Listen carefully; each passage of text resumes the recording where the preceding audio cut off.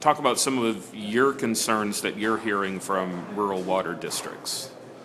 Well, they just think that the increases that began in July 2007 were unfair and too much heaped on them all at once. And even though they were spaced out a little bit, they've got enough just keeping their plants going and complying with regulations handed down by the state and the federal government, and taking care of their ratepayers, keeping their plants up to date when we're building new plants.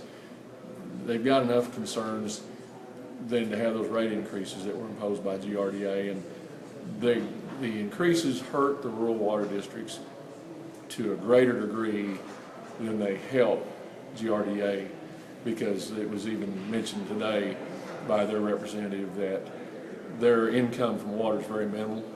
It covers a few costs, and they can spread those costs around and help. And I'm not talking about taking all of the expenses away from the rural water districts, but those increases were just unfair, and GRDA gives more away in public relations in a year than they get off the sale of water. Do you think that GRDA's finances should be such that maybe, water is separated so that you're not raising money through water that you're then spending in other areas of operation? I'd certainly like to see that. I'd like to see it very specific, very isolated, and I think that we as folks that are affected by GRDA and have to pay into those water systems, which I do, I think that we can monitor that and justify what we are paying better if it was set aside like that. What was your reaction when you read the audit of GRDA, and how much of what you read in there will influence legislation that comes out this session? Well, let me answer your second question first.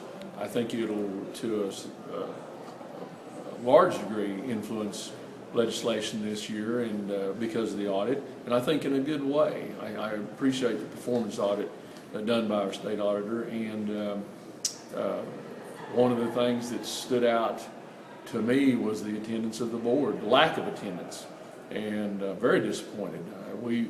If we agree to, no matter who the appointing authority is, or if we're even designated, and you'll see a couple of positions are designated because of their positions, such as the executive director of the Rural Co-ops, Association of Electric Co-ops.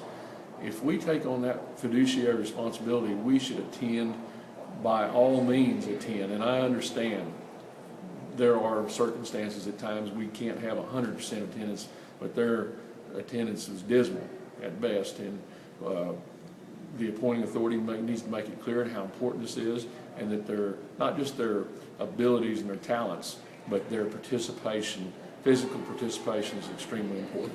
Did you like Senator Fields' idea of, you can only miss one meeting a quarter, and if you miss more than 3 in a year, you can be replaced? Absolutely, absolutely, and I think that's pretty standard with most boards and commissions. I know it is in the electric co-op world. I believe some of the associations in agriculture that I belong to, Farm Bureau, cattlemen's, absolutely. I think that's a good standard to go by. We leave a little leeway for those times when we're sick, we can't attend because of a family obligation, something that comes up at the last minute, and you can't change your calendar or change that situation.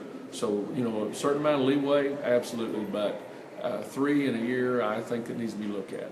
And finally, that last discussion about hedging and speculation and getting involved in the financial markets by GRDA, is that a necessary evil, or an evil, or not evil at all? No, not evil at all. I think it's very necessary in today's world, and I think they have some very, very talented folks employed by GRDA that are some were here today, and I believe that they have the best interests of the agency at heart, And I believe that the hedging and the ability to look into and participate in other financial buy-aheads, storing and being prepared for their customers, I think is a good idea. So it's not an evil.